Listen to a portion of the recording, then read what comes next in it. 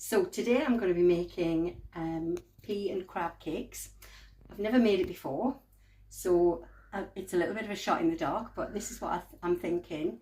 Similar sort of size and amount of ingredients. So I've got some lovely fresh crab from the Fish Quay at North Shields. I've got half a cup of peas, a couple of baking potatoes, some curly parsley, some butter for frying them in, some seasoning, salt and pepper, and for my breadcrumbs I will be dusting them in flour, then egg, and then breadcrumbs. Okay, so we're ready to start to make the crab cakes.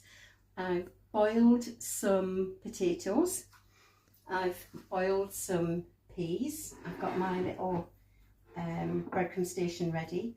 We've chopped the parsley, the crab is already chopped from the fishmonger, so we're going to start by mashing the potatoes and some of the peas, about half of the peas I think, and the reason for that is I want some to be crushed and some to be whole, so they've got a really nice texture.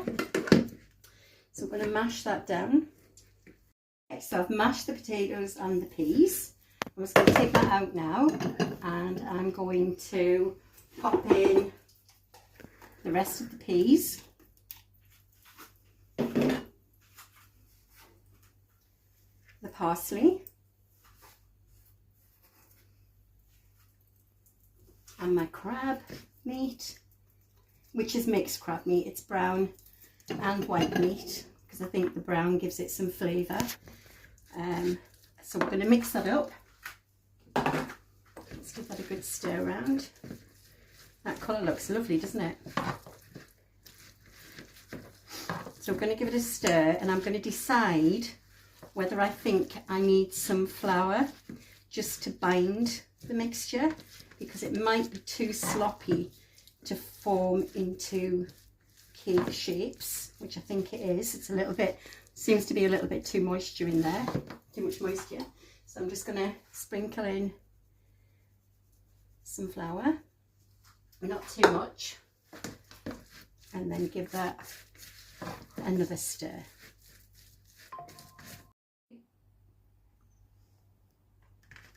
Okay, so this is the mixture so far, and I have to say it smells absolutely delicious. The crab and the peas just smell incredible. I still think it needs a little bit more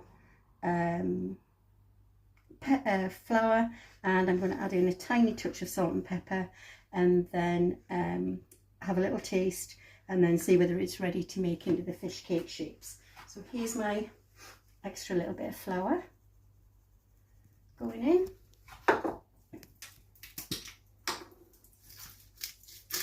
Here's some pepper, not too much, because we can always add more later. You can't take it out once it's in the mixture. A little bit of salt, because obviously crab will have its own natural salty flavour. Let's give it one more mix, and I think that's coming together really nicely now to be able to make the patty shapes. So just get all that off there. I'm going to take off my rings because this is going to get messy.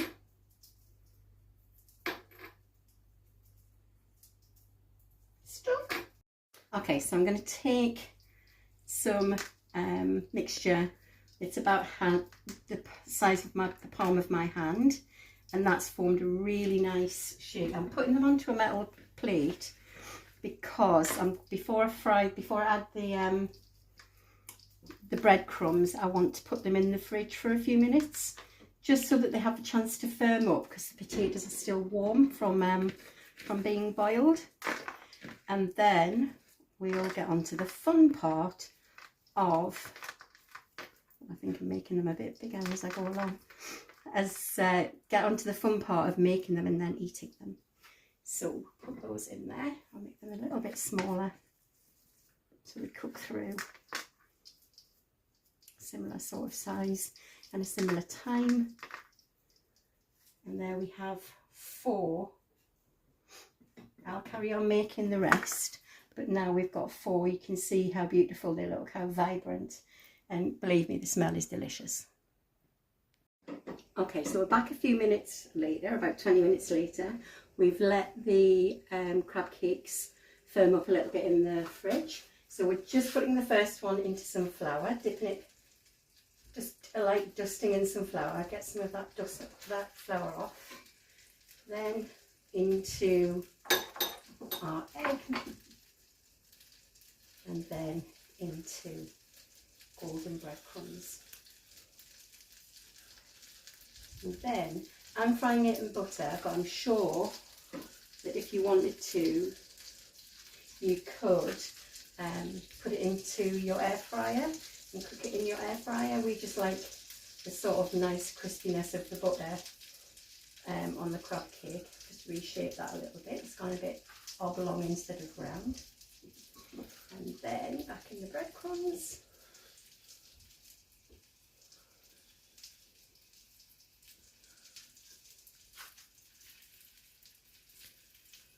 Into the butter, and then we're going to give that about 5 minutes to cook through. Obviously everything that's in there is already cooked. We're just making sure that it's really tasty from the butter and that it's got a really crispy surface.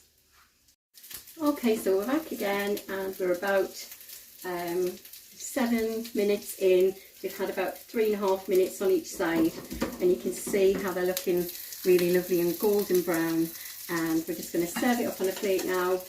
One for me, one for my daughter, and then we'll crack on with the rest of the cakes after we've done a bit of tasting. So we'll just put that there, turn that off for now. So the last thing to do is we're going to serve it with a little slice of lemon and some sweet chilli sauce. Didn't put the lemon in at the beginning because I always think it's a thing that is the taste for your personal preference. So we've got a wedge of lemon and